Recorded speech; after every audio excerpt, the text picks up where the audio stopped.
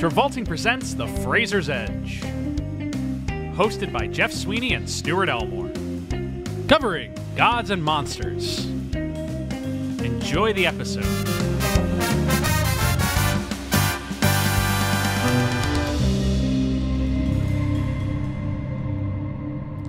Welcome to a new world of gods and monsters. It's alive! It's alive! Oh God! It's alive!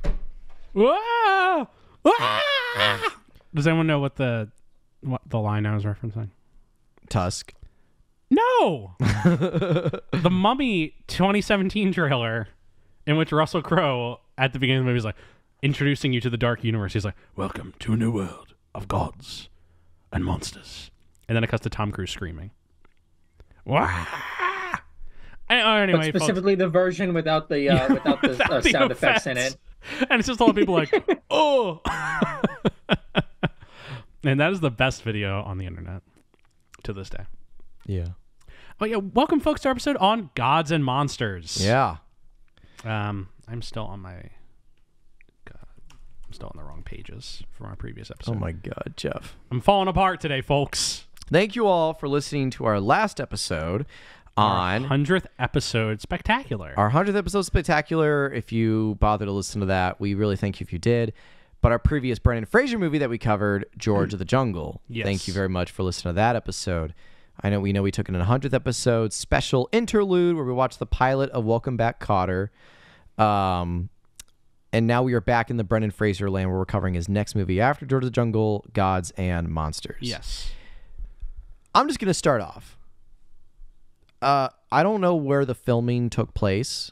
Yes. If Gods and Monsters was filmed before George and George was released before Gods and Monsters, or if they filmed George of the Jungle released, filmed Gods and Monsters was released. I don't know. I don't know what the chronology is, but it's just interesting to me that like both come out in 99. No. So this movie, Gods and Monsters, comes out in 1998. And George of the Jungle comes out in 1997. This movie's filming while George of the Jungle is coming out. Okay. So it is George of the Jungle. Yes. Watch out for that tree. Watch out for that tree. Yes. So that would imply then he's on the set of George of the Jungle getting the offer to do Gods and Monsters. Yes. Right? Yes. One can presume. So then that just only... I just wanted to start by saying like that's a very interesting actor choice. Yeah, I mean, at this point in Brendan's career, he is jumping a lot from comedy to drama with a respected older star. Yes. Like, you know, his Younger and Younger. His Younger and Youngers with Sutherland. And with ours as a comedy, but it's with Pesci. Yeah. You're the Scouts with Albert Brooks. Yeah. Et cetera, et cetera. Right. And that's where he's at, and this very much falls into that camp. And by my reckoning, it is the most successful version of him doing that. Yeah. Right. Because, folks, I'll just say right up front, I adored this movie. This might be in contention for my second favorite movie we've covered on this podcast. Really? Yes. Interesting. What's first? Blowout. Blowout for Travolta. If you're covering both seasons. Yes. If we're talking Fraser, this is no doubt my favorite movie we've covered. If we're talking... The entire podcast. It might be number 2. It's definitely in the top 5. Yeah. Wow. I adored this movie. I was very emotionally attached to this movie. I found the story compelling. Ian McKellen is the showstopper. This movie just did it for me. It's interesting. Okay. And this movie is about the filmmaker James Whale, the later years of his life as the man who directed Frankenstein and Bride of Frankenstein. Would it be the only movie that Brendan Fraser does that involves a whale? Yes. But the reason why we have Invisible Man. When I discovered this movie is about, he also did The Invisible Man. When I discovered that this movie was about that topic, I knew we had to have Dave back to guest, because Dave is my closest friend who knows the most about early Hollywood. He's something of an expert on early Hollywood, specifically the 20s and the 30s, which is, of course, why we had him on the show before to talk about Welcome to Hollywood and Gotti, two acclaimed classics of 1920s cinema. Forcing you to do a Buster Keaton podcast after you've done this one. But no, I knew that Dave would be the right person to talk to about this movie because he would know the true story. Man, Dave, he's really building you up. And prior to this, Dave did tell me, you should watch Bride of Frankenstein. And I said, why would I do that? And then I watched this movie, and I was very emotionally connected with this movie. I said, I'm going to do it. I'm going to watch it. But then I realized I've never seen Frankenstein. And so I was like, well, I should watch Frankenstein before I watch Bride of Frankenstein. So this morning I put Frankenstein on. And then a bunch of errands popped up, and I got about 30 minutes into Frankenstein. Yeah. So I do have to finish Frankenstein and watch Bride of Frankenstein. But I did start the process that you told me to do. You disappoint me. I did start it because I did love this movie. So a quick little interlude of something that we typically do with all our guests is with our connections to the film. I mean, I'll just say, like, I don't have any connection to this film. I've never seen this movie before. It's my first time watching it. I'd heard of this movie vaguely. Yes. I had almost no idea what it was about. I certainly didn't know it was about the director of the Frankenstein and Bride of Frankenstein movies. Yes. And I almost didn't even know Brendan Fraser was in it. Yeah. I knew Ian McKellen was in it. He's like the poster child of the movie. Yeah, he's literally on the poster of this movie. It's just his face with a bunch of film reels of Brendan Fraser. So yeah, I virtually had no connection to this movie. But Dave, have you seen this movie before? Do you know of it? I had not. I had barely heard of it before until Jeff texted me saying, hey, this is the movie you're covering. I'm like, oh, let me see what it is. Oh, thank God he actually gave me a good movie. I gave you a good movie, and I gave you a movie you would, like, the topic would be compelling to you. Yeah. And thank you for that. You're welcome. I think you might... Yeah, I agree with you. This was a solid movie. I think it's a beautiful film. And when we get into the plot, I'll talk more about why I feel that way. And I think this will be interesting because when we go to the pretext, like, I don't know, Dave, if you have other pretexts of the knowledge of those movies, but Jeff, just to start off, like, well, first off, did you watch this movie before, Jeff? I had not seen this movie before. I watched it for the first time yesterday. Okay. And unlike Dave, I am something of a neophyte to, like, early Hollywood cinema. I haven't seen that much of it. Which is why I want to bring... You've seen 13 films from pre-1940. This is correct. I do... I've counted. He went on my letterbox and he put time years from, like, before 1940, and he counted 13 movies, and then he said, you're pathetic. Wow. Yeah, and I knew that 6 of those were from film classes. I mean, I'm going to call myself out and be like, I'm probably not very far off from that number, and for the same reason, for film classes. And it's all the classics, too. It's not, like, any, like... niche stuff like Fritz Lang, Charlie Chaplin, Buster Keaton, Stuart's gonna be like, that fucking guy. That fucking guy. That fucking guy. Get yourself into some like old George Melis, however you Melis, I don't know. Get yourself into that shit. Go early. Get yourself into like Alice D. Blachet, something. I don't know.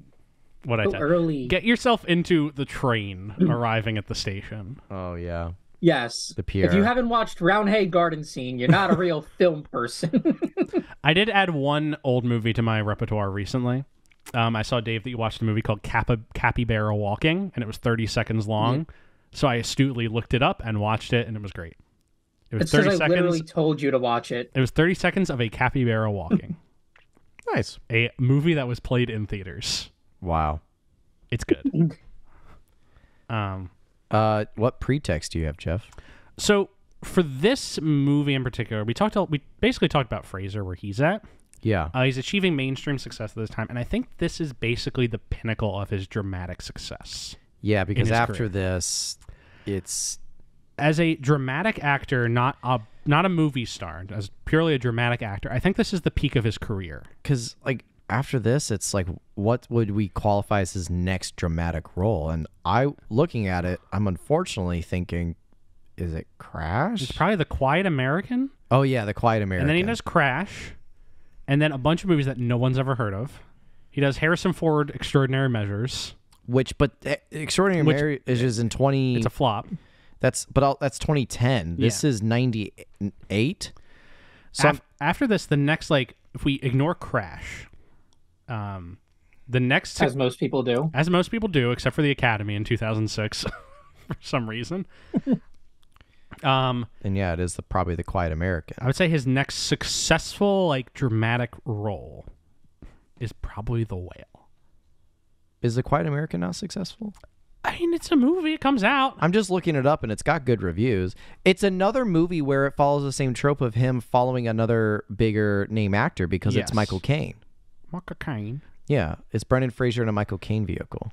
But I would say, even if that's a good movie, I don't think he does anything. He doesn't get anything out of it. Yeah, it's not like it's not. I mean, Michael Caine gets his Oscar nomination, and the movie's good. But I think in terms of Brendan being the, like, you know, I don't think The Quiet American surpasses this. Yeah. I think Brendan's next biggest is probably The Whale, which is out in theaters as we speak. Yeah. You maybe say the three peaks are Gods and Monsters, Quiet American, Whale.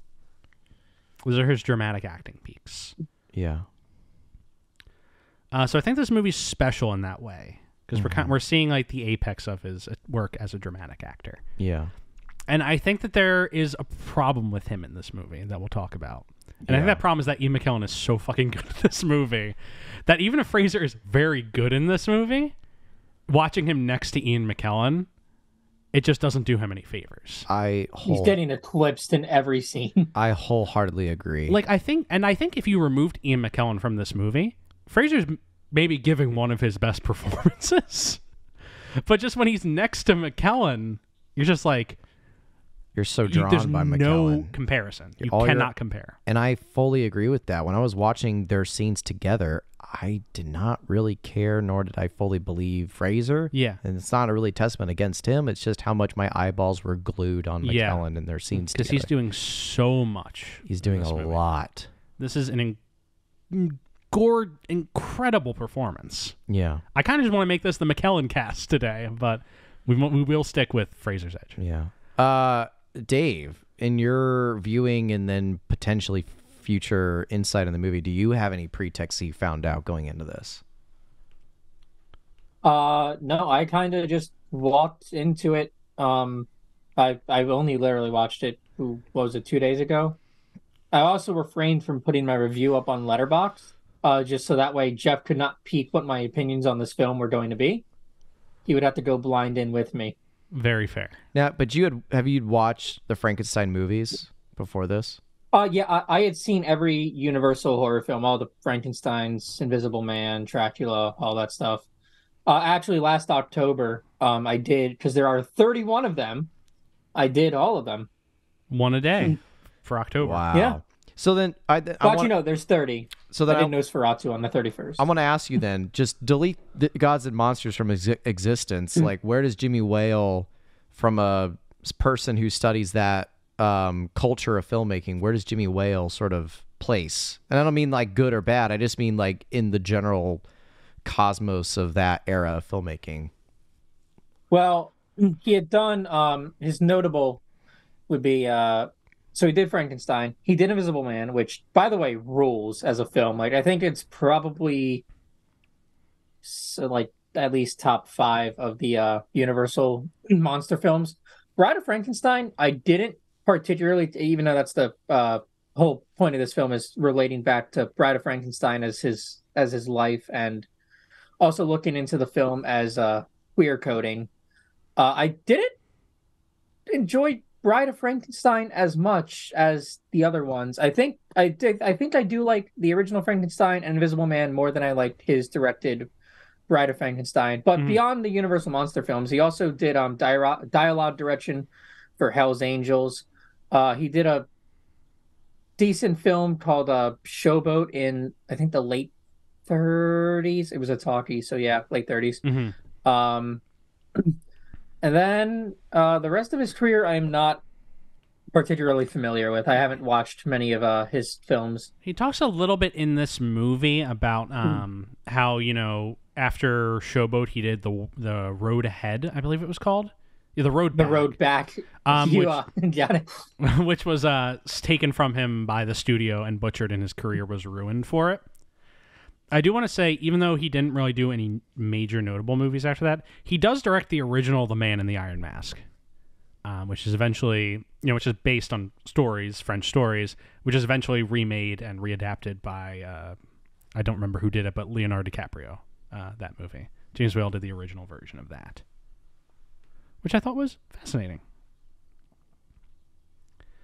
So I want to offer some pretext about this movie and the filmmakers behind this movie. So this movie is directed by Bill Condon, who is one of the few openly gay directors and screenwriters working in Hollywood in the 90s. Mm-hmm. Bill Condon has one of my favorite careers of a filmmaker. Stuart, Dave, can I lay out this guy's filmography for you? Oh, I know exactly where you're going with this. This is a wild ride, Stuart. You're in for it. Have you looked at Bill Condon's career? No. Don't. I'm gonna lay it out for you right now. Okay. Because it's all very logical moves. So his first movie is a Southern Gothic drama, a psychological horror film called Sister Sister in 1987. Yeah. Off of this, he of course jumps and directs Candyman 2, Farewell to the Flesh. Huh. And of course, after you direct a successful horror movie, you make the next logical step, and he does this, Gods and Monsters, and wins an Academy Award for Best Adapted Screenplay. Okay. After, he had a very successful drama, so he's like, all right, what I'm going to do is I'm going to write the screenplay to the musical Chicago and get nominated for another Oscar for that, but then not direct the movie. Because I'm going to go and direct a drama called Kinsey, starring Liam Neeson, which is about the creation of the Kinsey scale for sexual orientation. Oh. A movie that is mostly about how big Liam Neeson's dick is. Yeah. After that, he, of course, jumps in and directs Dreamgirls, the movie that gets Eddie Murphy his Oscar nomination. And then, Stuart, Dave, after you direct Dreamgirls, you've had basically 3 successful dramas back-to-back. Yeah. What do you do next?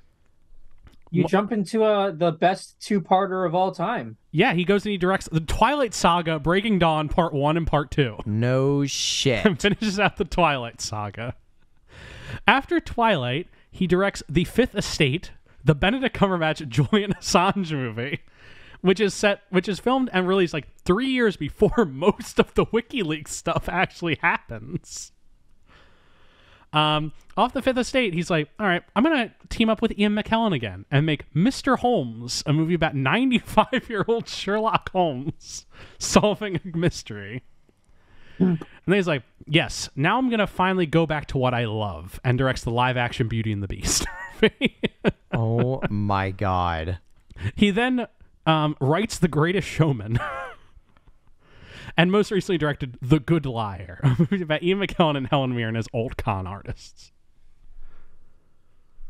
I don't see a misstep in his career. It's a career where every next choice does not make sense, but is somehow the right choice for him.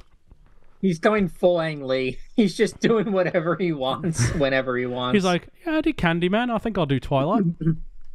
Wow. The thing that's funny is that he does this movie about James Whale, who directs The Bride of Frankenstein. Uh-huh. And that Bill Condon himself is an openly gay director, and a not necessarily, positive time for gay artists. Yeah. And he does this movie about The Bride of Frankenstein. And then, I don't know, have either of you seen the Twilight Saga Breaking Dawn Part 1? I unfortunately have. It's a movie... Is that the one with the wild flashback, or the flash forward? No, that is... That's Breaking Dawn Part 2. Part 1's when they have their kid. I kind of like the last 2 Twilights. They're kind of funny. But anyway, Twilight Breaking Dawn Part 1... When they get married. ...opens with a flashback to a vampire attacking someone in 1930s in a black and white showing of The Bride of Frankenstein. Huh. And so the whole opening of that movie is set at a movie theater in the 30s showing Bride of Frankenstein. Wow. And then in 2017, after Beauty and the Beast, Bill Condon was hired to direct the Bride of Frankenstein movie for the Dark Universe. No shit. The franchise that was attempted to start with the Tom Cruise Mummy movie. Yeah. Bill Condon was hired to do the Bride of Frankenstein for that. Wow. And he was very excited. His entire life he's been trying to make a Bride of Frankenstein remake. Yeah. And that was his move, and that was his chance. Even it had to be a shitty action movie where Tom Cruise probably shows up and shoots the Bride of Frankenstein or something. Right. But when the Dark Universe imploded, that movie was canceled, so his dreams were shattered once again. Wow. Hopefully one day he will succeed at, but I just thought that's a very interesting career to that track. Is such a fascinating career. Yeah, Bill Condon. Fascinating guy. Like to talk about him. Yeah. But that's where his into this movie is, because he's an openly gay filmmaker, and James Whale was one of the few openly, and he wasn't even that open at the time. He was very closeted, forced by the time period that he was making films in, and so that's Condon's into this is a gay man working in a not necessarily friendly industry to gay people in a time that was very not friendly. And the thing that I respect is that this movie is about all those issues, directed by a gay man and starring a gay man. Because we know Ian McKellen's one of the most prominent gay actors in Hollywood. Yeah. And it's very cool to see a movie by all those artists with those perspectives telling this story. It feels very authentic when you watch the movie. Wow.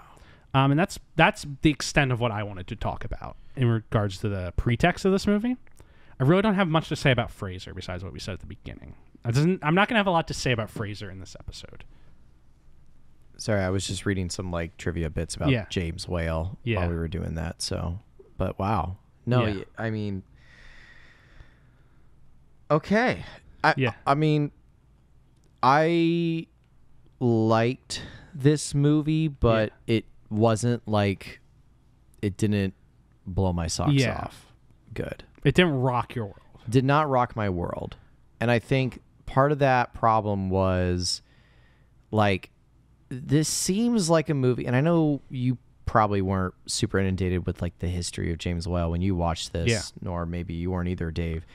But I at least just felt like that this movie is for the people who sort of knew about the history of James Whale and how he got to where he was. And this movie was made for those folks. It's for people who had seen Frankenstein. Yeah, and I had I don't think I've ever seen. I mean, if I have seen Frankenstein, it's been fucking forever since I have.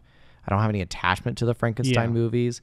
And then the trivia bits that I was reading was when he first died, his suicide note was never revealed. Yeah. Until his partner David. David Lewis. Yeah, who died. Then they found the note and it revealed the suicide note, which kind of left that sense into an aura of mystery. And so I can imagine for folks who are well known into that film knowledge, and this movie comes out and is sort of paints that picture for you, I can see that being a phenomenal, interesting insight into this person who sort of went away from Hollywood for a while and had a lot of demons inside. But for me, I never had any of that context, and I felt kind of lost in all of it was trying to say and do. So I mean, I fully agree, one of the best Ian McKellen performances ever. And Brendan Fraser does a pretty good job, although I agree he's very much overshadowed. But I was always just struggling to understand what the character. If you don't know that much about the period and the movies, which I admittedly didn't know too much, right? I kind of saw this as an in where it made me really excited to watch more of these movies. Yeah. You're welcome, Dave. Thank you. But that's how, but I can understand if you're not in that position, being somewhat lost by this movie. Yeah. Because it is a very surrealist movie. It is. Yeah. Not in a David Lynch sense necessarily. But. No. So, Dave, do you have anything else you want to say about James Whale or these movies before we dive into the plot?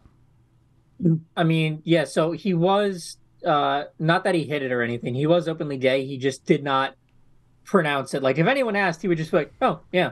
Yeah. But he wasn't going out there and saying it to everyone. But he did absolutely nothing to hide it. Okay, that's good. And reportedly, that was, as the movie tells you, that was the downfall of his career. Because, boy, howdy, was that not a good time to be an openly gay person? Yeah, that's the real tragedy of this movie, is knowing that that's essentially how his life really went. Mm-hmm. Yeah. But shall we dive into the plot, folks? Yeah. Sure. Yeah. Let's do it. All right. So this movie's getting out the notes. I actually did take notes for this one. I forgot to take notes for the other movie we're covering today, but I did take notes for this. The thing that actually, one quick thing I do want to offer some context on is Ian McKellen. Because the thing that's funny about Ian McKellen is that, he doesn't really become a big actor until his like late 50s, early 60s.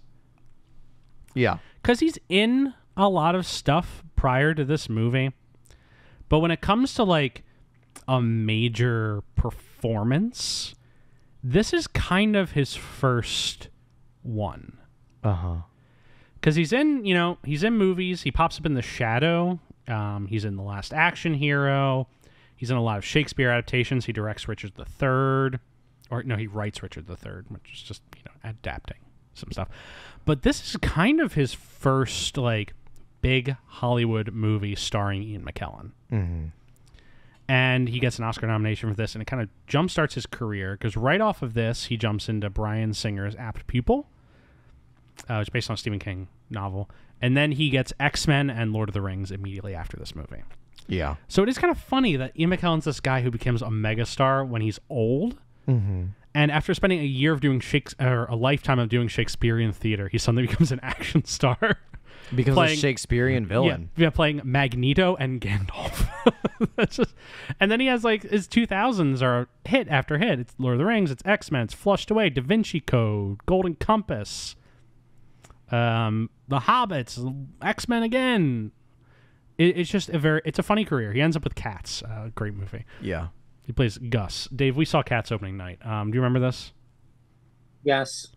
We saw it before they released the patch that added more visual effects refinement. Yeah, we saw Cats opening weekend when they had like human hands. I dragged him to go see it, and it was a good time. I ordered 2 beers before the movie started. Nice. All right. All right, so diving into the Gods and Monsters. Yeah, gods. Welcome to the world of gods and monsters. So we meet James Whale. Like, how does this even open? I don't even remember the opening image. I don't remember the opening image. Well, the opening image is a recreation from a shot from Frankenstein of the monster like walking on a horizon, his silhouette. Yeah. Except in this, it's James Whale just walking on the horizon by himself. Yeah. Then it's a freeze frame, and then we go to present day for the movie, which is 1957. Uh-huh. And we start with Fraser. Mm-hmm. We're introduced to Fraser, who's playing a man named Clay Boone. Yeah. He's sleeping in a trailer by the sea in LA. He's James Whale's yard man. Yes. He's like just a yard man who drives around town and does lawns. Trims bushes and shit. Yeah. Yeah. And he gets up, and like we see that his apartment's littered with like cigarette butts and empty beer cans. He's kind of living like a destitute lifestyle. Mm-hmm. But he gets in his beat up old truck and he drives. We track him as he's driving, and he arrives at James Whale's house and starts doing yard work. Yeah. The first thing we notice is that it's not a big mansion house. Yeah. It's like a little house. Mm-hmm. I mean, it was in LA, I'm assuming, right? So like for an LA house, probably a decent amount of money, but like it's not like, a 3-story house. Yeah. And we get a little into we get a little bit of process with his day-to-day life. Mm-hmm. That he he gets up in the morning. He recently had some sort of injury. Or he has a condition. So he's walking around. He has to take a pill every morning. Or he has to take a pill every night. And then if he is ever having a flare-up, he has a stroke later in the movie, but I don't know if he's had a stroke prior, if that's been established. But he has a brain illness. Yeah. It's some sort of deterioration. Yes. Where he loses... It's more cognizant than motor functions. And he lives alone, but with the only person who he sees is his maid Hannah, played by Lynn Redgrave. Yeah. Who just walks around talking like this. She's like, "Oh, Mr. Whale, Mr. Jimmy." She's Scandinavian or whatever? I think she's like... Yes. Is she Scandinavian? Yes, because she talks on the phone later in the film. Okay. Gotcha. And then gets an Oscar nomination for this. She does get an Oscar nomination off of No this. shit, really? Yes. Her and McKellen are the 2 Oscar nominations off this movie. Wow. And also adapted screenplay, which it wins. But he's living like kind of a shattered end of life alone. Mm-hmm. We see a guy, his partner David, who like kind of swings by and gives him a kiss and then leaves. But they're not living together. They're not living together. He's just like, they're separated, but David still cares about him and checks in on him. Yeah. And then Hannah's just like, oh, Mr. Jimmy, first interview in many years. That's exciting. Right. And he's like, oh, it's just for a school paper, isn't it? And then, you know, the interviewee shows up. This guy, who is, what's his name? I don't remember. I think is it Harry? I'm gonna look it up. I'm trying to figure out what the guy's name is. Yeah, oh, is it Mr. Harry. K? Mr. K. Edmund K. Yeah. Ed K. He's like, Mr. K. But this kid shows up as a college student. Yeah. And I really like a little detail here.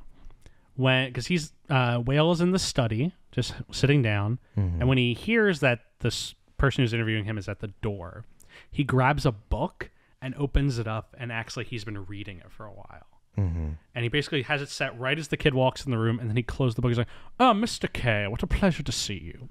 He's trying to give off this presentation of himself. Yeah. As someone who like can still read and still has his faculties together. Yeah. And so they start interviewing. He's like, would you like to interview down by the pool? And the kid who is, I will say, seems very effeminate. Yeah. Not subtle here. Yes. It's not very subtle. Like you can kind of see where this is going. Yeah. And so he's like, let's interview down by the pool. So they go down by the pool. It's a good McKellen impression. It's all right. And so they're sitting down by the pool, and the kids are asking him, so tell me about your life. He's like, oh, that's... when I was a young man, I was born in poverty, and weren't poverty, but we weren't rich either. He's talking about how he was born in the north of London. Yeah. And how... Stuart's giving me this look. He was raised in the north of London, how his father was a hard man, how at 14 he was pulled out of school and sent to work in a factory. Yeah. To help raise money for the family. Which he suffered like trauma from. How he was the artist in a non-artistic family. Yeah. And how that filled him with a lot of like lifelong trauma. And eventually how he wound up in World War I. Right. And when he gets to that, that's kind of where Mr. K, the kid's like, all right, but what about Frankenstein? What about the movies? The horror movies? He's like, you're not about to talk about my horror pictures. It's like, I see you're more interested in my pictures than you are to me. He's like, I'll tell you what. Yes. I will answer any question as honestly as I can for one article of clothing. Yeah, take one article of clothing off. So he's like, oh, okay, Mr. Whale. Wah, wah, wah. I can't remember what the first question is, but he's like, you must take your shoes and socks off for that. Immediately get the feet. Yes. He's Tarantining. He's Tarantining on this one. And the next few scenes, we just kind of get a little more about James Whale's like childhood and life. He talks a little bit about the monsters and how he designed Frankenstein and whatnot. Yeah. I wrote McKellen killing it in my notebook at this time. Well, because he's sort of like shattering the whole sanctity of the movies. Yes. Because he's like, oh my god, and how did you describe the monster? It's like, it's a man in a costume, young man. Like they're not to be worshipped. Yes, not to be worshipped. And then something happens later where he starts to he drops his cigar. Yeah, he drops his cigar and he has a war flashback. At this point, Kay is wearing nothing but his underwear. Nothing but his underwear. Yeah. So he bends down to pick up his cigar, and that's when he starts to lose it a little bit. Important note is that he does mention to the kid, oh, George Cukor is gay as well. Oh, yeah. And the kid's like, George Cukor? Yeah, because he's like, people said the reason why you left Hollywood is because you're gay. It's like, oh, no, that's not the reason why. Because he says like, oh, I made a movie and it didn't do so well, and that was kind of the end of my career and all that stuff. It's like people didn't care who you were screaming back then as long as you kept it out of the papers. Is what he says. So George Cukor, Dave, could you tell us George Cukor? Why would he be so startling to a young man? Uh, Do you I know? really don't know what the. I mean, they probably just name drop him because, like, hey, he's a big guy back then, because Yeah. he did one of the many, many, many adaptations of A Star Is Born, and he did he did My Fair Lady. Although at the time of this movie, I don't know what year does this movie take place in? 1957. Okay, so he wouldn't have done My Fair Lady yet, but A Star Is Born would have come out 3 years beforehand. Okay. You did Gaslight. He was one of the directors of Gone with the Wind, but was fired and replaced by Victor Fleming. He directed The Philadelphia Story and David Copperfield, amongst others. But I just want to give some context as to George Cukor. Still say he directed the best A Star Is Born. Bradley Cooper would have some problems with that. Have you seen the 54 Stars Born? Bradley Cooper has some problems with that. Have you seen the 54 not. Stars? It's good. I have only seen the You Bradley. stole my voice. What? So you stole my voice. Yeah. You know what's funny about The Star Is Born? You know, I was just about to say, you know what's funny about Star Is Born, but it's probably different. Yeah, you go first. Say it at the same time.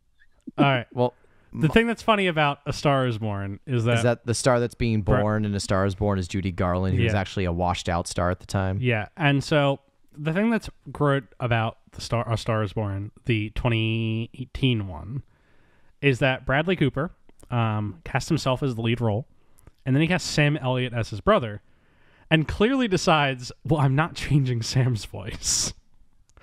And so makes his voice sounds like Sam Elliott so he can keep Sam Elliott's voice in the movie. Yeah. He just starts coming in and talking like Sam Elliott. Well, my thing is, yeah, Judy. Hey, just want to take a little look at you. They have Judy Garland being Vicky Lester, the star who's being born, who at this point is has a pretty reputable notoriety for being difficult to work with on set, and she's sort of starting to lose jobs. Mm-hmm. Her drug addiction's getting the better of her, and she's in her third falling apart marriage at this point in time.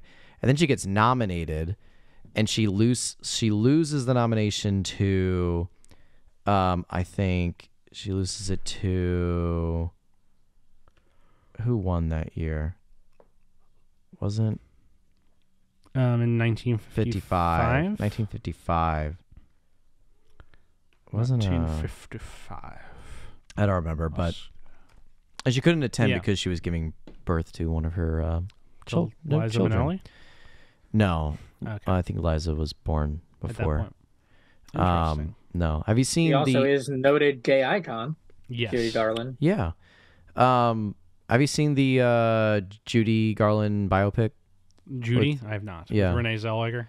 I think it's actually pretty dope. But before the movie was even advertised, that was one figure who I said deserves a biopic. I think Judy Garland has a very, very interesting arc Yes. in her career. I would actually be interested to watch that movie. But I didn't think they did it enough justice, in my personal opinion. But they did all right. Interesting. So anyway, Star Is Born, George Cukor, gay interview, Yes. Ian And so McKellen. he drops his cigar and he starts having war flashbacks. Well, he starts to have a stroke. Yes, but brought upon in part by war flashbacks. Yeah, sure. But they, Kay helps him back in the house. They give him a pill. Yeah. They say the name of the pill. I don't remember what it is. I forget. Starts with an L, I think. It does start with an L. But he takes the pill, and they take him to the hospital afterwards, and the doctor's basically telling him the stroke didn't hurt any of your motor functions, but this is just going to be something you're going to be dealing with, where your cognitive abilities are going to start to decline. He's like, you're making it sound like it's something that won't get better, that I'll just have to live with. And then, it kind of is something you should have to live with. It's there is no diagnosis for what's happening. You're just becoming a senile old man. Yeah, you're just getting old. Yeah. And so he goes back home, and he starts having he has some other flashbacks. He envisions a gay pool party that he once held. And There's a lot of penises. Yes, a lot of penises. And at one point, he envisions his own suicide. He was holding the bottle of pills. Right. This is actually maybe the best joke This in the was movie. comedic though. Yeah, it's a good joke. He looks at the bottle of pills, and then he just pours them all in his hand. And then Cut to William morning. Redgrave coming in the morning. She's like, "Oh, Mr. Jimmy." He's like, "Mr. Jimmy," and he's laying dead in the bed. And then it cuts back to him in bed holding the pills. Yeah, he's laughing, And he he- doesn't want to give her the satisfaction. right. And then he puts him back in the bottle. Yeah. It's more told in a comedic frame. It is fully comedic, which is why I laughed at the beginning of this. Suicide is no laughing matter otherwise, Right. as this movie will eventually point out. But he has a lot of depression about his his life and his body collapsing. Yeah. And so he notices the yard man. the yard man, Clay Boone, Fraser. and he invites him inside to come and have tea with him. Yeah. And they kind of chat for a little bit.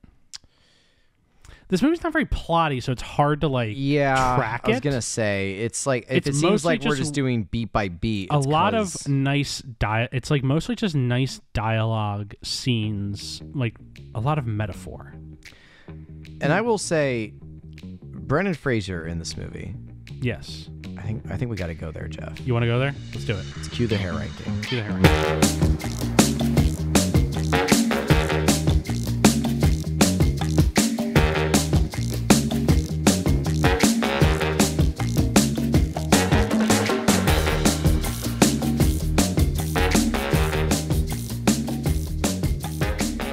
So That's right, Dave. We are still doing the hair ranking. We're in still Brendan doing the Fraser hair ranking. territory. Oh, beautiful. What's in the lead right now for Brendan? George of the Jungle. Georgia of the Jungle. That makes sense. Yeah. Was he ripped for this movie because of He- George doing Prior, or was this like I we think need a so. hot hunk material for Ian McKellen to I think it's probably reminisce both. on?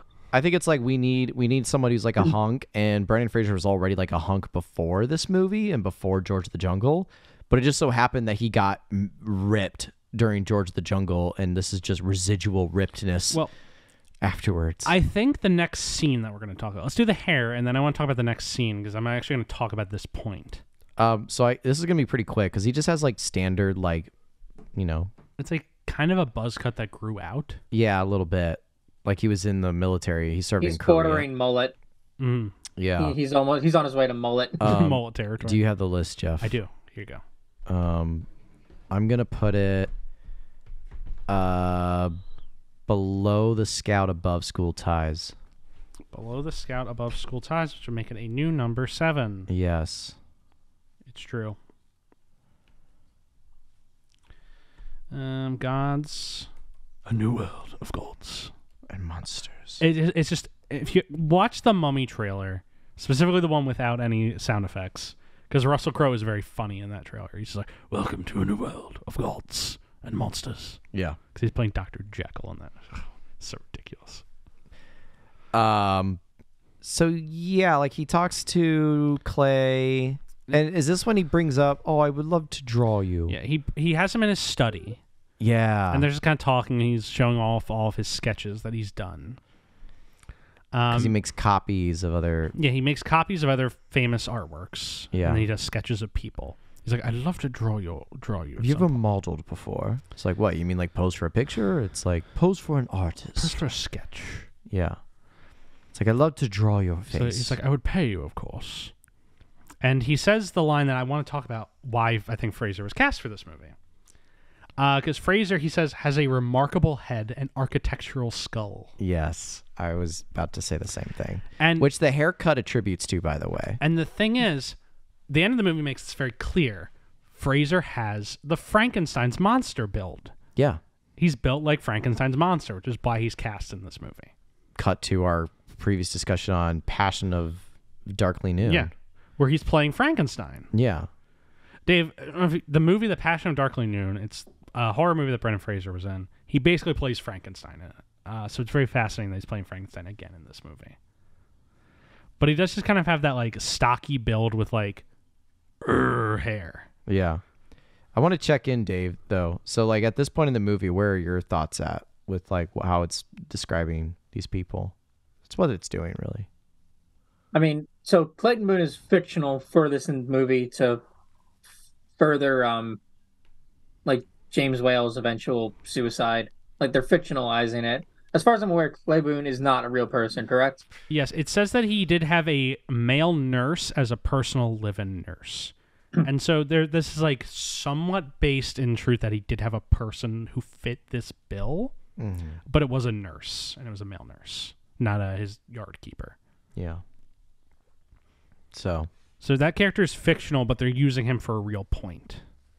Mm-hmm. And he has that Frankenstein build, and so he decides he wants to draw him and make him one of his monsters. Yeah. We'll get to it at the end, but I was talking with I was watching this with my partner, and we were talking about it, and Jeff's giving me the look again. Again. Oh, that's right. Yeah. But so, we'll get to it at the very end, but there's something about like how he views Clay Boone, yes, and how it relates to the end of the movie that I think tied it for me a little bit, but it didn't, like, throughout the course of the movie I wasn't like following along with it. Yeah. And it goes with the theme of like he sees Clay Boone as like a potential to be another monster for him. But I don't know where that comes from. I don't know where this desire to make a monster comes from, so to speak. This movie is about a guy who doesn't want to be alone when he dies. Yeah. And how he created yes. He talks about mercy. He asked Boone about mercy killing at one point during it, and that's when Boone reveals that he never actually went to Korea. But I mean, jumping ahead a bit, that's what he's trying to get Boone to do is mercy killing. Yes. Yeah, he's trying to turn him into a monster so he can kill him. This movie has a lot of like complex layers to it. Because there's, Whale's overall arc in this movie is that he's trying to like feel comfortable dying. Like he doesn't want to live anymore if his body's going to continue to fail him, but he doesn't want to die alone. So he needs to create a monster that will kill him, and also that will go with him to the end. Mm-hmm. Which is, near the end of the movie, there is that incredibly striking image where they recreate the shot from Frankenstein of him walking with the monster, and the monster kind of lets him go to the grave. Yeah. Except it is Fraser as the monster, and McKellen as the guy. Mm-hmm. Yeah. So that's the kind of the arc of this movie, is that he finds this guy attractive. He knows he's not gay, but he's still like, he either wants him as a company or as a monster. Yeah.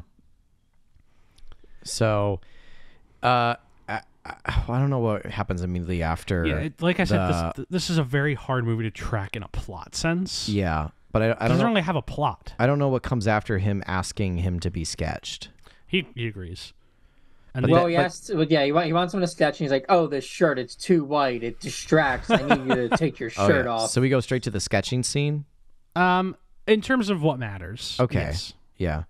So then, in that regard, then like we do the sketching scene, and it starts. Well, you just want to sketch my head, right? Yeah. It's like, yeah, like that's where we can like start off as like, if you want to be bashful, young man, like sometimes I sketch people not as bashful as you, and I have full buttocks and pricks out and about. Pricks and buttocks. But before that, he asks, "Is this guy famous?" They're like, "Are you famous?" Oh yeah. And then he finds out Whale is Bride of Frankenstein director. They go to that bar. He's like, "Hey, well, so I met this guy." It's when they're like, "Oh yeah, sure you did." Okay. Right. That's a good point. Like that. He talks to Clay Boone shortly after he suffered the stroke from talking with Kay, who is like an admirer of his work, whereas Clay Boone does not know his work at all. Like he's heard of Frankenstein. He's seen like maybe the first Frankenstein movie, but he doesn't know who this guy is innately. So he doesn't have those attached to like, Yeah, I like that when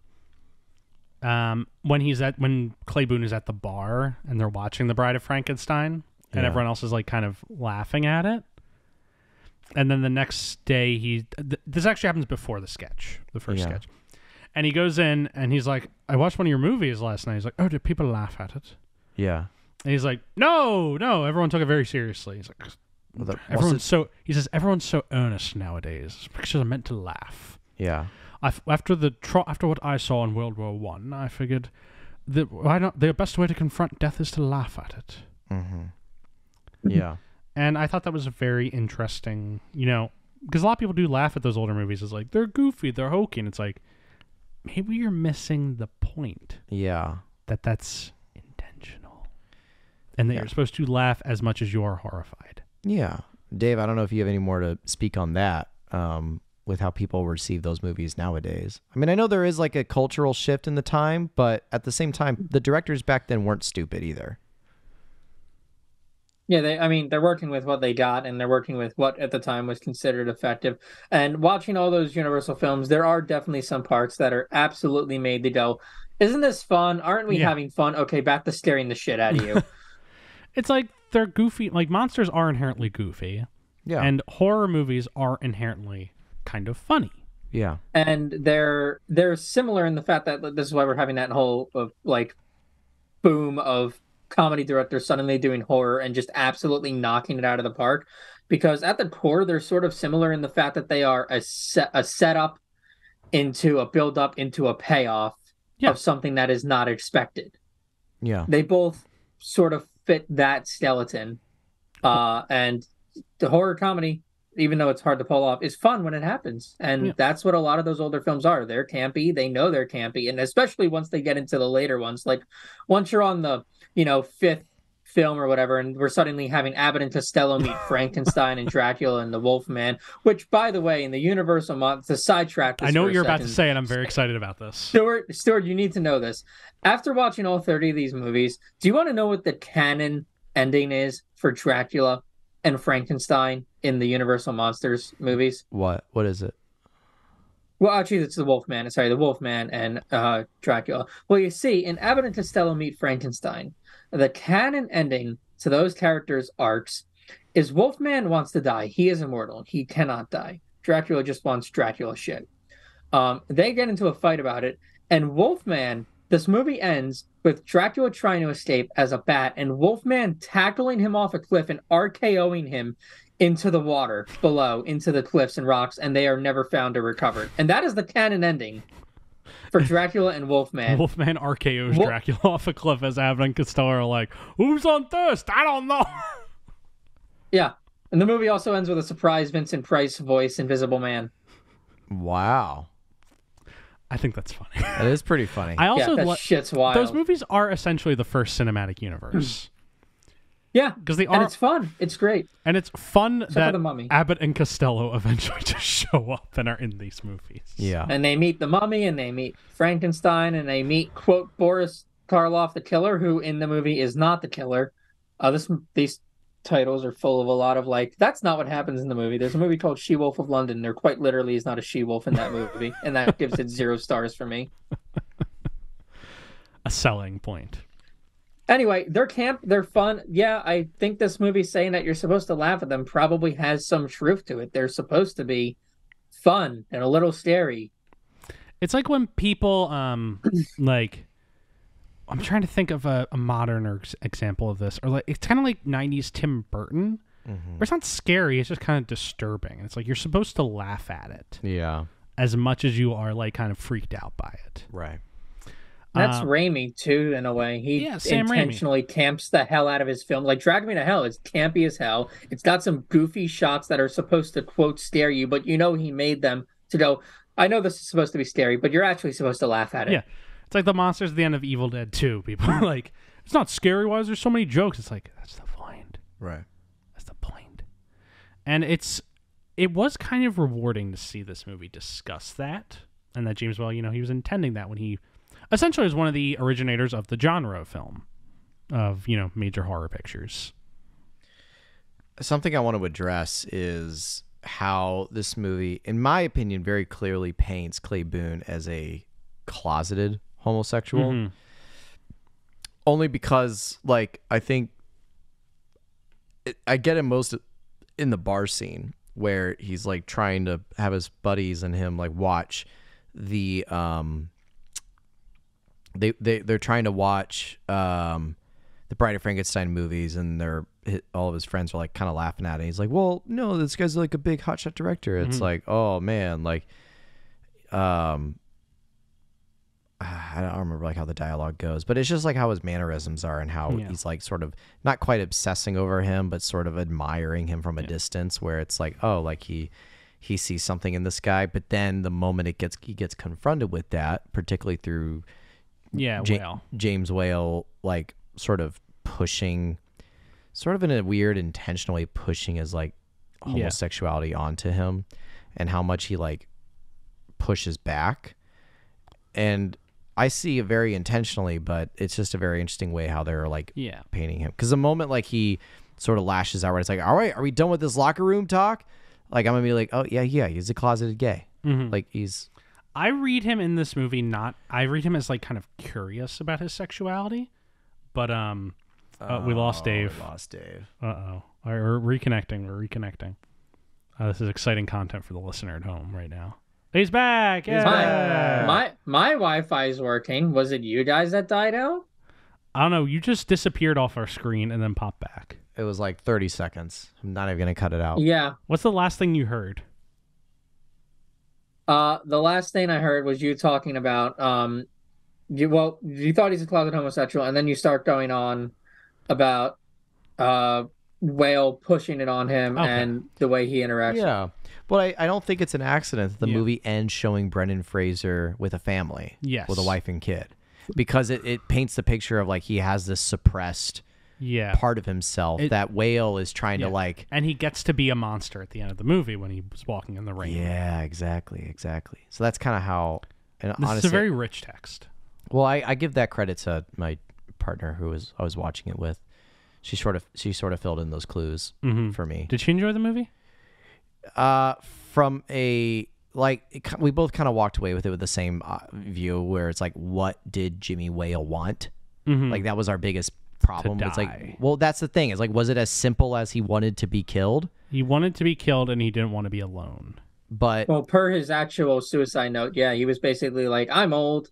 I hate this. My nerves are shot. This isn't fun. I'm out. Yeah, I also just looked up his suicide note too to kind of get an idea for it. But yeah, that was sort of more of like what the motivation was.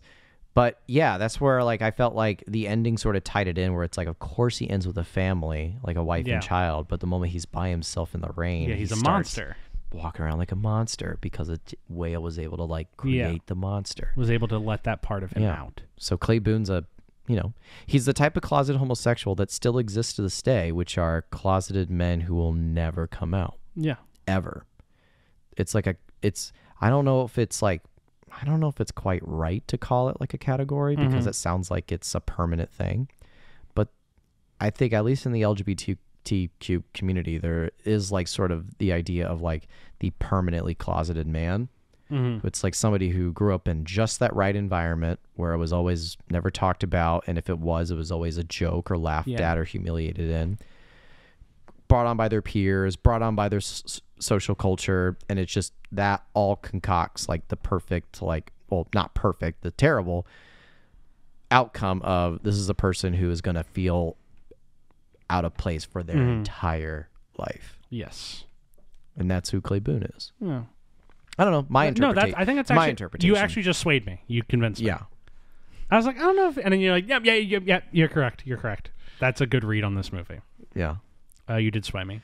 But then it goes again to my problem with the movie is, what did Jimmy Whale want? Did he want to free a closeted man, or did he want to I don't think Jimmy Whale, on a closeted I don't think Jimmy Whale knew what he wanted.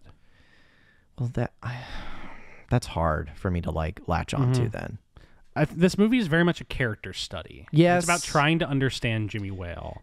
And I think he's very much trying to understand himself. Because he talks a lot about his traumas. And, I can honestly just summarize probably roughly the next 40 minutes of the movie. Yeah. Is that it is just a lot of discussions between him and Clay. Yeah. Just about World War I. He talks about how Clay Boone is like, in war, it's all men. There's no gays in the army. He's like, oh, I was gay in the army. I was an officer, and I had a love affair with I'm trying to look up the guy's name.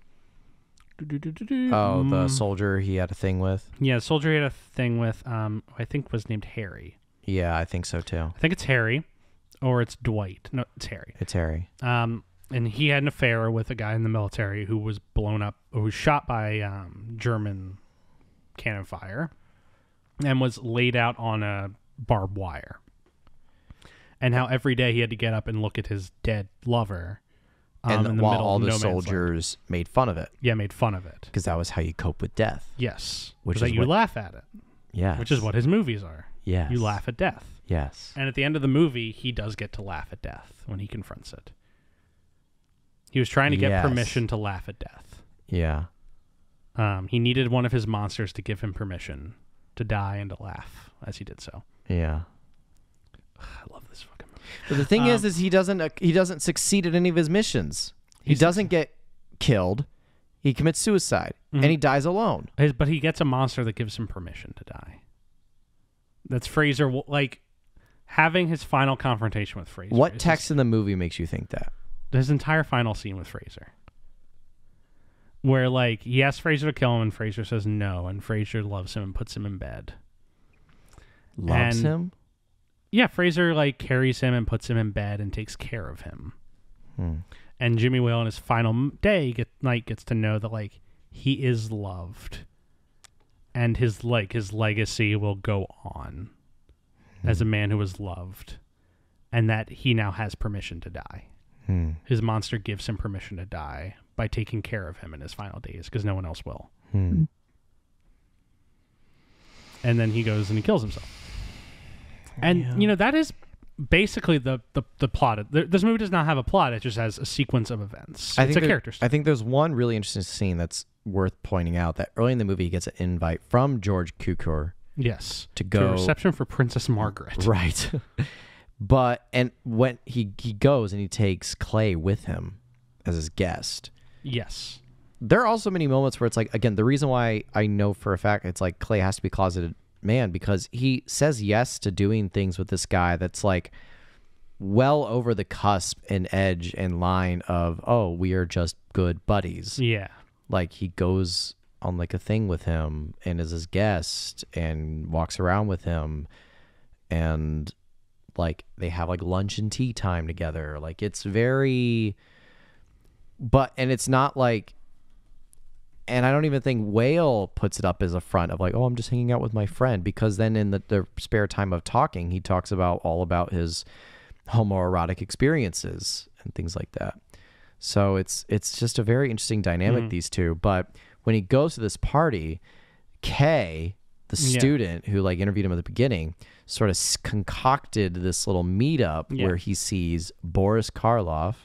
It's implied that Kay, after, you know, Whale revealed that George Cukor was also gay, he went and go interview George Cukor and kind of played up to him and was able to get a job out of it.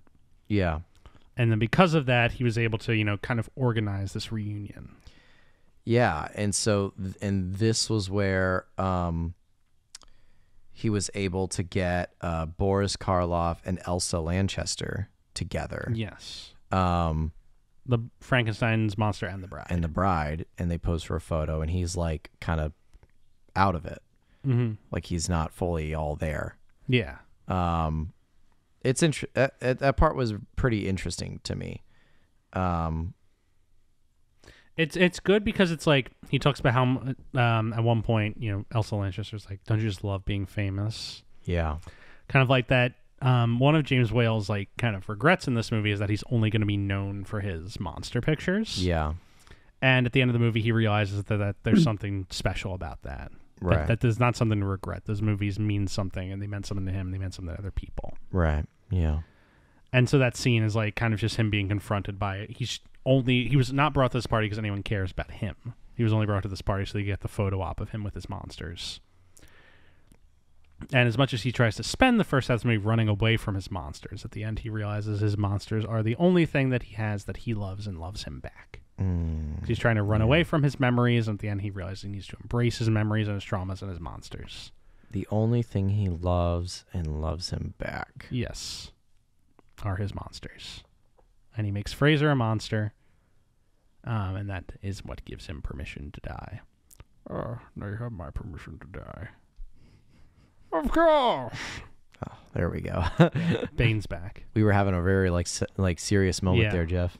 Yeah. I think when I edit this episode, I'm going to put dead serious music under it. Yeah, and then I put, of course. Of course. Gotham's reckoning. Dave, was there any standout point for you in this movie? Like, but no survivors.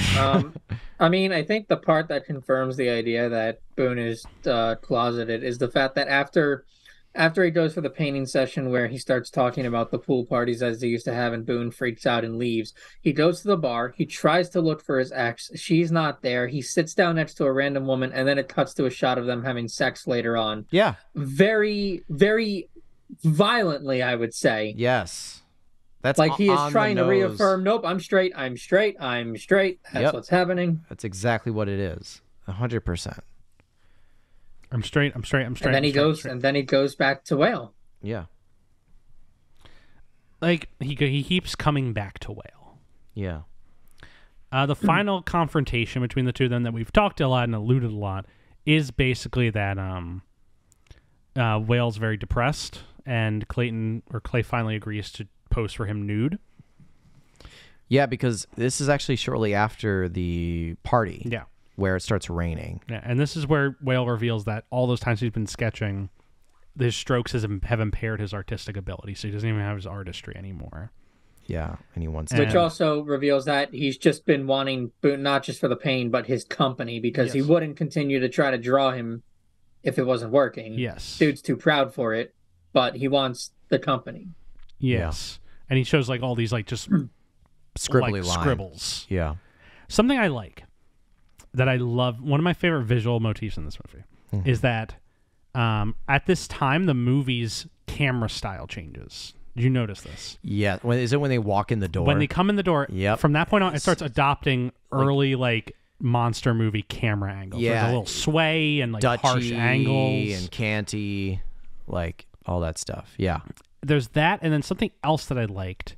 This is kind of just as a thematic point, but I want to bring it up, is that he's established at the beginning of the movie that all his artistry is, recreations of other people's famous artwork or sketches of people that he's looking at. Yeah. The only original art that he has is of his monster, is of Frankenstein. Yeah. That's the only That original he gives. that he drew from his mind. What was the note he wrote on the back? He wrote, "To Clayton, friend, question mark." Yeah. Because that's what the monster says. Friend. Yeah.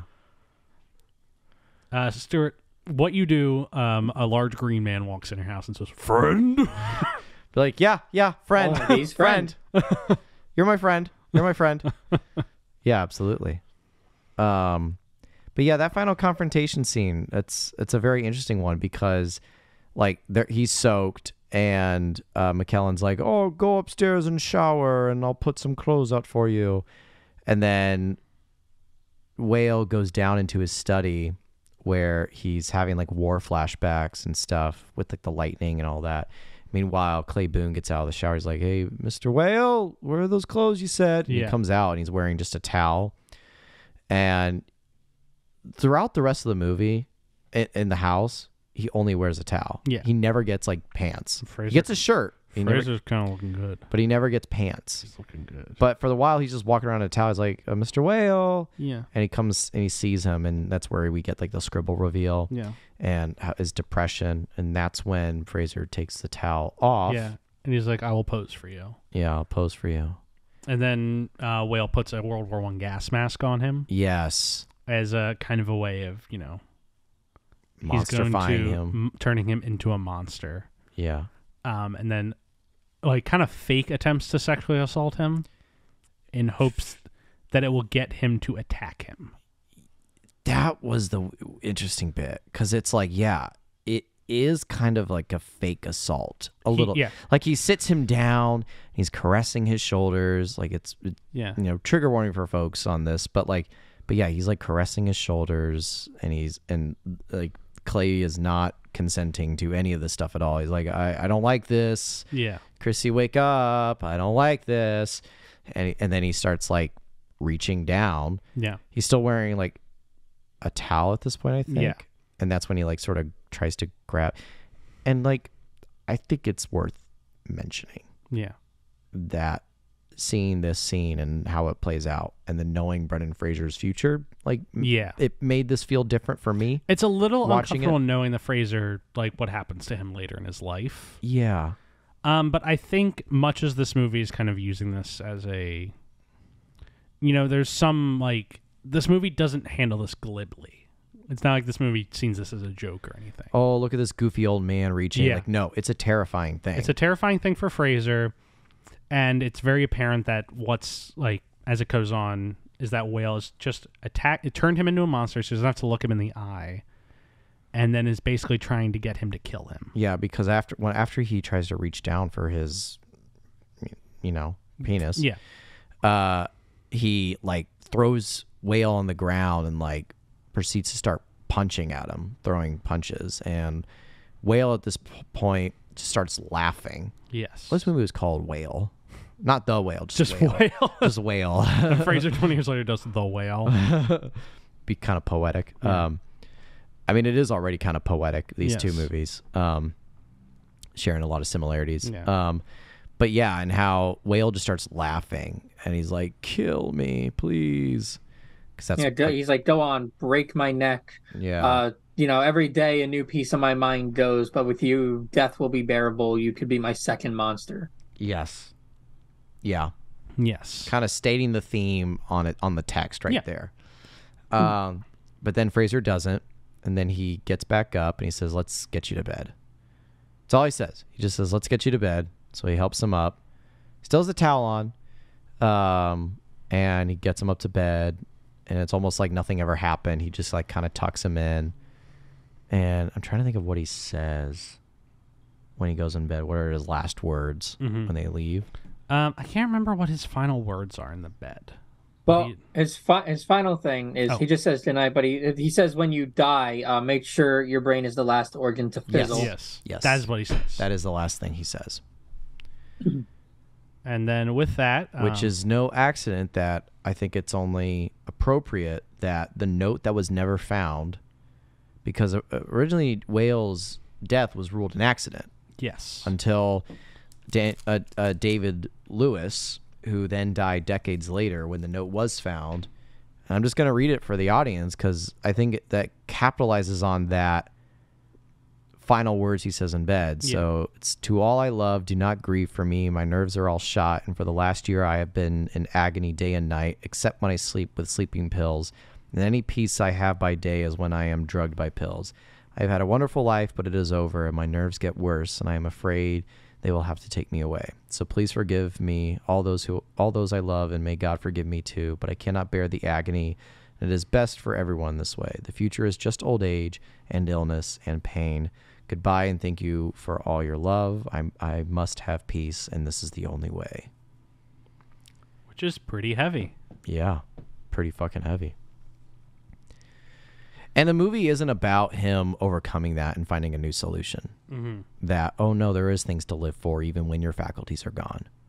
Like that's the optimistic, happy ending movie, Or it's like, it's okay you're losing your mind. You can still live a happy life until you die naturally. Like, no, the movie does not go out that way. It goes out the real way. Where he's just like, nope, that's it.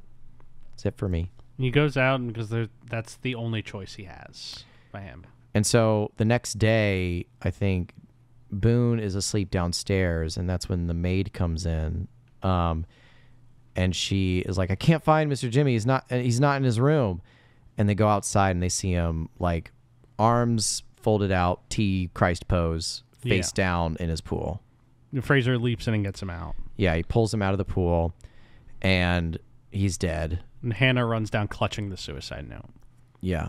And then what happens is like, she says, "You have to go. Like, this looks really bad with you here. Yeah. Like, they're going to ask you questions, and you're going he's to like, be..." "Well, then how would you have gotten him out of the pool?" And she's like, "We must put him back." Yeah. And she's like, "Mr. Jimmy, you must understand." So they put his body back in the she pool. apologizes. Yeah, she's like, "Sorry, Mr. Jimmy. Enjoy hell." She does tell him multiple times he's going to hell for being a homosexual. Yeah. She's like, "It's not fair, but it is how it is." Yeah. So they put him back in the pool. Yeah. And then that's when we get the scene with Brendan Fraser and his wife and kid. And then he goes out and takes the garbage out, and it's raining, is in his little alleyway at he's home. showing his 10-year-old son. Oh, the Bride of picture. Frankenstein. Yeah, Bride of Frankenstein, and he shows him the picture. Actually, I think it's just Frankenstein. He's showing him the first one. Yeah. And he's like, "What'd you think of the movie?" And the kid's like, "It was pretty cool." He's like, "I knew the guy who made that." And he shows him the picture that Jimmy did for him. And it's the sketch, or he shows him the sketch of Frankenstein in the back where it says, "To Clayton, friend," ? Question mark. Yeah. Friend. Killing the mood for that. And then Fraser goes out and he brings the trash out and it starts raining. And rather than coming inside, he just starts walking like Frankenstein's monster. Like in a monster pose with his arms stretched out, flopping in the rain. And it ends in this beautiful wide shot of him. Like you just see the silhouette, which is a replication of the Frankenstein monster silhouette on the horizon that we saw at the beginning of the movie. Yeah. Signaling that Jimmy Whale had made his second monster. It is true. And that is Whale. So this movie should have been called Whale. Something I want to talk about is Dave. Gods and Monsters is not a good title in my opinion. I feel like, Dave, I think you'll know this story that I'm going to ask you to tell. The story of Frankenstein's walk. And can you please share this story? Because I do actually have a problem with how this movie ends. Because he's doing the Frankenstein walk with the arms out. Yes. The iconic Frankenstein walk is as you would know it. Stuart, are you aware that is not Frankenstein's walk? Really? Dave, would you like to tell the story about how that became Frankenstein's walk? Years after James Whale's movies. Is it the Thriller music video? Yes. No. Okay. I feel like that's okay. So, I mean, first, let's just acknowledge the fact that if you've seen the Frankenstein movie and you've read the Frankenstein book, the only similarity is that there's a monster created by a guy named Frankenstein. Yes. And that's where it ends. That is where all similarities go out the window. Although Bride of Frankenstein is a subplot of the original Frankenstein book in some way. But anyways, so the Frankenstein walk was... what was it? It was the third movie. I think it's Jesus. the No, it was Frankenstein. I think it was Frankenstein, and I think it was Frankenstein Wolfman. That it was. So basically, in one of the Frankenstein meets the Wolfman. In that one, he was blinded. In that, but eventually he gets his sight back in one of the laters. They never explain how that happens, but that walk just became the pop culture like phenomenon that it is. That that's how Frankenstein walks. We're like six movies into the Universal Monsters thing, and Frankenstein meets the Wolfman. He gets blinded and he starts walking around the room so he can feel where he is, and that him getting blinded somehow became that's just how Frankenstein walks.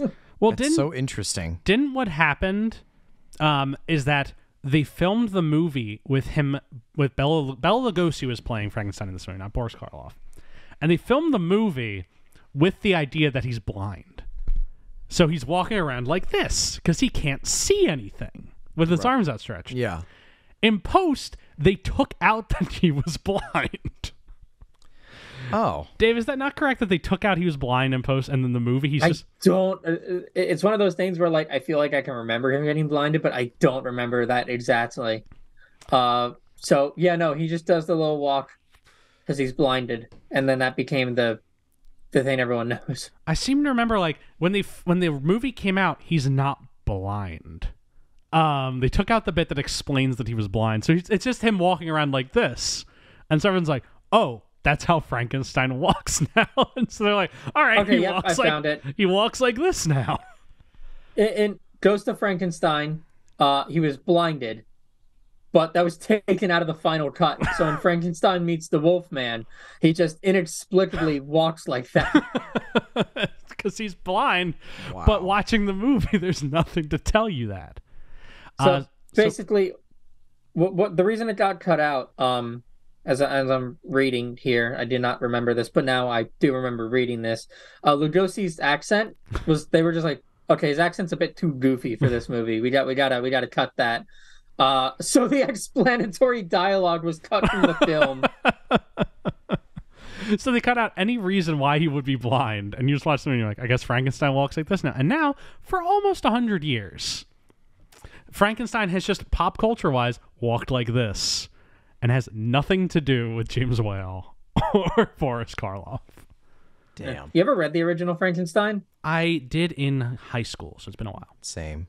Stuart, you? Yeah, he talks incredibly verbosely, He's very and then we're left eloquent. to this. Yeah, the dude makes H.P. Lovecraft look humble with how like superfluous with his language he is. That's why you gotta watch 1990s Mary Shelley's Frankenstein, directed by Kenneth Branagh and starring Robert De Niro as I the have monster, seen that one. where he talks very Wait, elegant. is that the one that has that absolutely insane fire stunt of them walking down the hall? It might be. I think I know what you're talking about. The 90s is when they decided, because they're always trying to redo the monster movies. Yeah. Every few years they try and redo the monster movies, because it was this iteration. Then in the 70s and 80s it's Hammer, the Hammer horror adaptations of these. In the 90s they first start being like, all right, here's what we're gonna do. We're gonna go back to the text, and they did Bram Stoker's Dracula and Mary Shelley's Frankenstein. Bram Stoker's Dracula by Francis Ford Coppola, incredible movie we'll never cover on this podcast. Wink, wink. Figure that out, folks. Mary Shelley's Frankenstein, less successful, but it is, to my understanding, a faithful adaptation of the text. And then it's funny. Right after we do this episode, Stuart, the next episode we're recording is the next iteration of trying to reboot the modern monster movies. Yeah. Because The Mummy is an adaptation, Right. or it's an attempted reboot of these movies that we're talking about. But out of the universe. It's supposed to be, not the same universe, but it's Right. supposed to, it is a It's a remake Mummy-verse. of The Mummy, Right. who was in the movies with Frankenstein and all that. Yeah. The Emotep, the same character. Yeah. So it's kind of fascinating that we get to cover that after talking about the monster movies today. It is does it ever make you think that, God, it would have been great if the Tom Cruise Mummy was good, so we could have gotten like a really good like horror verse of Universal. Well, the thing is, Was it Invisible always Man doomed to was good. fail? Were they all doomed to fail? well, it's because The Mummy is like, it's a massive action movie. Yeah, and But like a low, I don't know if you've seen I've not seen it. the original Mummy movies. Of all the movies, of the original Universal Monsters stuff, the Mummy stuff consistently was the lowest of the quality. Yeah. It just was not. They were not good films. Yeah. At least to me, I don't know, but to me, all of them were just miss after yeah, miss. I know the Mummies are considered the weakest of the originals, but the Mummy character is like very fluid. And the thing is, like, the Brendan Fraser Mummy we're going to talk about, it's an action movie, but it has like the spirit of adventure and of horror. Yeah. And they decided, all right, what if we just Marvelize this? Yeah. Have you seen the Tom Cruise Mummy? Nope. Are you aware that Russell Crowe plays Dr. Jekyll and he's trying to put together a team of fucking monsters? Yep. I'm aware of that part. Welcome to a new world. It's got the same Amazing Spider-Man 2 problem, right? Yes, where it's more obsessed with putting together a universe than telling a story. It has the exact same scene, right? Where the dude walks into a lab and you see these test tubes of like Green Goblin's glider, Dr. Octopus's arms, Electro's things, and like all this stuff. And then if you look at the Mummy, it's the same writer too. There's the same scene where they walk into a laboratory and it's the werewolf, Dracula, Jekyll Hyde, and it's got like the same scene where it's like it's obsessed with setting up and not just telling a good story. Yes. There's The bright Oh, keep going, Dave. on the bright side, before it fizzled out, we did at least get that absolutely awesome reimagining of the Invisible Man. Well, that's what's cool is that Universal, after that failed, they kind of went back to the drawing board. And they're like, okay, why did the original monster movies work? And why aren't the new ones working? It's like the original ones were made by artists. They weren't obsessed with they were scrappy, but they were obsessed with telling a good story. Yeah. Which is why they let Blumhouse get control of the Universal Monsters. So, Dave, I assume you've seen the new Invisible Man with Elizabeth Moss. Yes, and that shit rules. It was a good That's movie. a good ass movie. Have you And seen it? I have not, but they let Leigh Whannell just make an Invisible Man movie like he wanted. Yeah. And it came out pretty good. Well, and Dave, I've not seen the original Invisible Man, but is it of the same thematic of like domestic violence? No, it's not. This is a complete total retelling of domestic violence being invisible to everyone around them but the victim, and everyone just thinks they're insane. The original film is Hi, I have made an invisibility serum, and this is going to be totally awesome. Also, the side effects are temporary insanity. Oops, I don't have the antidote. Yeah. But that's why I think I really liked the Invisible Man move, the new one, just because, like, I think you're right. It's made by an artist who has like a deeper vision with it, and it does get a bit sci-fi, like how he's actually invisible is a bit kooky in my opinion. The camera suit, yeah. Yeah, the camera suit basically is what it is. But I do think you should watch it, Jeff. I think you might like it. Because did anyone see the trailer for the newest Universal Monsters movie? No. Wait, there's another? Wait. Renfield. Oh, Christ, yes. With Nick Cage as Dracula. No shit. It looks fun. It does look fun. It looks fun. I like it. I seem to remember James Wan is doing a Frankenstein movie. And then I think I heard... This is what we need. Less of the interconnected universe and more just, if they want to do the monsters, just go out there, throw away the original plans, and just make whatever the hell. Yeah, make good movies, which is what they seem to be doing. Oh yeah, just make a good movie. Just do that, guys. Yeah, just it's make simple. a good movie. Yeah, it's simple. Just make a good movie. That's all you got to do. Why is that so hard? Make a good movie. Yeah. But I think that's we'll talk more about Universal Monsters Next episode. Yeah, not next episode, but the one following for The Mummy. The next episode we're going to record, but the next episode that's coming out. Yeah. For The Mummy. Next episode is not The Mummy. It's going to be Blast from the Past. Yeah, Blast from the Past, which I'll introduce shortly. Which is another movie about a man stuck in the past. Yes. Does anyone have any final thoughts on Gods and Monsters? I feel like we had a very robust discussion about this movie. Yeah. It's a great film. That's really just what I got to say about it. I think we had the discussion that we should have had, which was less plotty and more just like dissecting the threads. This is hard to go beat by beat and more just, it's an analysis movie. Yeah, absolutely. It's a character study about this guy. Yeah. No, I saw the pieces it was laying down. I just wasn't like fully inundated in the context of the history, which might have helped. Yeah, might have not. I don't know. We'll be able to talk about it. Yeah. Cool. Well. Yeah. And with that, that's time to wrap it up. Jeff? Time to wrap it up. Thank you, Dave, so much for joining us today. Thank you for having me for an actual good film for once. I can't wait until you do chapter 3 of this podcast and you put me on some other absolutely horrible film. No, I'm actually going to put you... I know what I'm going to put you on for next one, I think. Maybe. I actually don't. Oh, we have a plan for the next one. We do know what the next one's going to be, and I'll tell you once we stop recording. Ooh, fancy. But yeah, thank you so much for joining us. Thank you so much for listening, folks. Please remember to rate, review, subscribe, whatever platform you are listening on. As a reminder, we are available on Spotify, Apple Podcasts, Google Podcasts, and YouTube. You can pop to our Reddit, r/Travolting. Find us on Twitter or Instagram at TravoltingPod. Email us travoltingpodcast@gmail.com. You can find me on Twitter at Jeff W. Sweeney. Dave, anything you want to plug? Nope. I got nothing. You can find me on Instagram at Stuart195.